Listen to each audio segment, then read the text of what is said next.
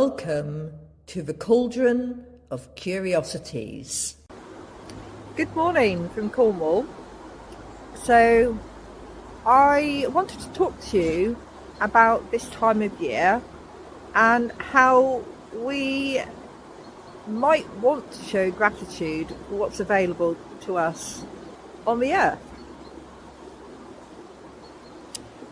Last night I was with Megan Field and she was doing a circle around the harvest and showing gratitude and thanksgiving. And the indigenous nations within North America have a ceremony or ritual where they give gratitude daily. And I wonder, and I ask you to wonder, does giving gratitude daily help you in your life? Does it help you put things into perspective? Because as I said to one of the other circle members, sometimes if I'm having a bad day, if somebody said to me, be grateful for the good things you have, I can feel myself getting quite annoyed, and there's like a mini rage of, no, I want to wallow in my feelings of mini depression or sadness or rage or why me.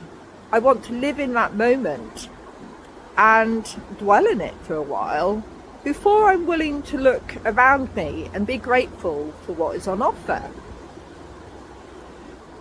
And we were looking at the different laws that applied to the people, that is the people that first came onto this planet, that the indigenous nations say came from Sky Woman, but we all come from Sky Woman. We are all her predecessors, and I would like you to consider, do you apply those simple rules to yourself? And I will provide a reference to those, but one of the ones that we were looking at was only take what you need.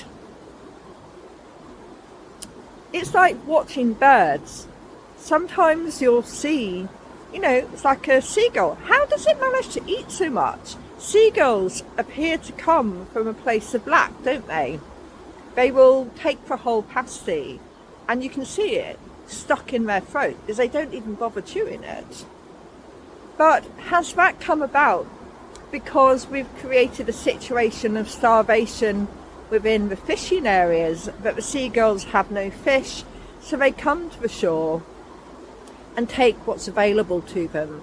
And because they've experienced these periods of starvation, they eat whilst they can. So when we go out and we buy with largesse and we take more than we need, where is it coming from? Are we buying or taking more because we come from a place of lack? Or are we buying all the items that we gather in our baskets and trolleys because we need them? Do we take time to think? Do I need this? So take for example, one of the girls mentioned that when she found an item of clothing that she really liked, and I can remember when I bought this hat, which some of you will go, yeah, that looks great, maybe a different colour. The lady in the shop said to me, oh, we have a customer who comes in and she buys one of each colour. So when a new one comes out, she buys it. Now, some of you, and I know my dad will be of this mindset, you can only wear one hat at a time. So why do you need to have multiple colours? And if you find that perfect dress, why do you need to buy all the colours and fill your wardrobe up? Why do you need more than one? Now, sometimes You do need more than one item, especially when you've got to do the laundry, because you have to wear something, don't you, whilst it's in the wash. And if you let your laundry pile up and you don't do it on a regular basis, then you might need more than two.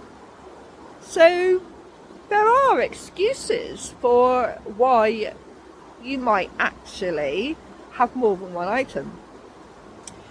But have a think about that. So when you're buying food, do you buy the family size pack of cheese because you need a family pack of cheese because you've got a family of 5 at home who will eat it all quite quickly? Or are you buying it because you've been encouraged to, because there's money off it and you don't want to miss out on the offer? And looking out the corner of my eye, because I think I've got company, I have. So the robin has just appeared, one of them. This is a slightly plumper looking one, but sometimes robins plump up, don't they? Because it's cold. Anyway, going back to a place of black. So I came this morning to leave some seed because I know that it's cold, but it takes a little while for the sunshine, and I'm putting a bit more seed here. It takes a while to warm up, and so I know that the robin will need a little bit of help. And he just came. It was really funny is I put my finger up to turn the screen round to capture the robin taking the seed, and he went, no, I don't want to be on camera today. So there you go, asking permission. And this is another part of one of the laws, or one of the articles of the indigenous nations, and I know this spreads across the whole world, it's not just in North America. Ask permission before you take.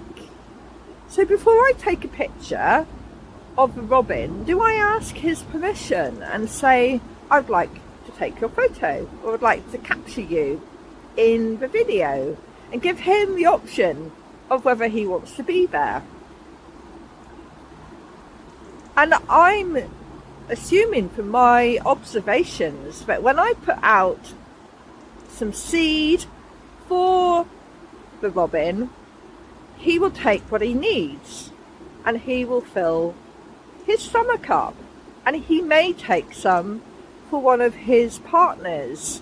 So he will take what he needs and he will share it with others. And this is another part of the indigenous way, is to share your bounty with others, other people, other animals, back into the earth, creating the compost that helps with a harvest for next year.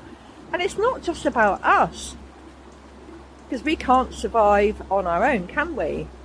And some of those laws or rules or the advice is about giving back to others. And Mr. Robin's back. I'll ask him, would you like to be in my video? Can I put you in the video? And he's gone, no. And he's just flown off to the tree. So he's having a proper chatter, because he goes, you're stood between two patches of seed, and I'm not getting that close to you because I can actually reach out and touch the patches of seed, and that's probably seems quite dangerous to him. And as much as he could be feeling a bit hungry, he doesn't trust me. He doesn't know me that well. He knows that I come here and leave seed. I walk here with a dog, and I would not trust Bumble around a bird because he will munch on them. Anything that runs away, he will decide that he's going to catch it. Unfortunately, it's a part of him that I'm not too keen on. And I have to say, Bumble's not too good at sharing. He does not share with other creatures from what I've seen. He might share his warmth, and he shares healing and love, But food, no. When it comes to food, despite the fact that Bumble's never gone hungry, he appears to come from a place of lack, and he will take whatever he's been given.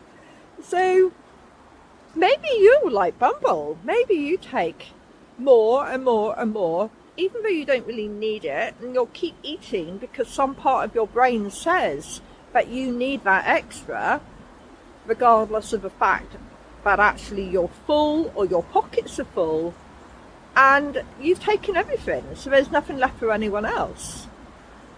Have you actually ever done that? Have you been the person that's taken the last biscuit or the last sandwich? Now, if you were the last person to come to the plate and they said those are left there for you, then yeah, that's possibly part of the point of you having the last sandwich or biscuit. But what about if you've had 3 already and maybe not everybody else has had some? There is that point as well. And then the other piece about taking what you need, if it's free and available to all, do you need to have it? It's like when I see beautiful roses on the rose bush, do I need to take the rose off the rose bush and bring it indoors? Or can I learn to appreciate the rose bush in its place and just walk outside when I want to see its beauty? Do I need to bring it indoors? And I realise a lot of the time I do not need to bring the rose indoors. I leave it where it is. Have a think about that.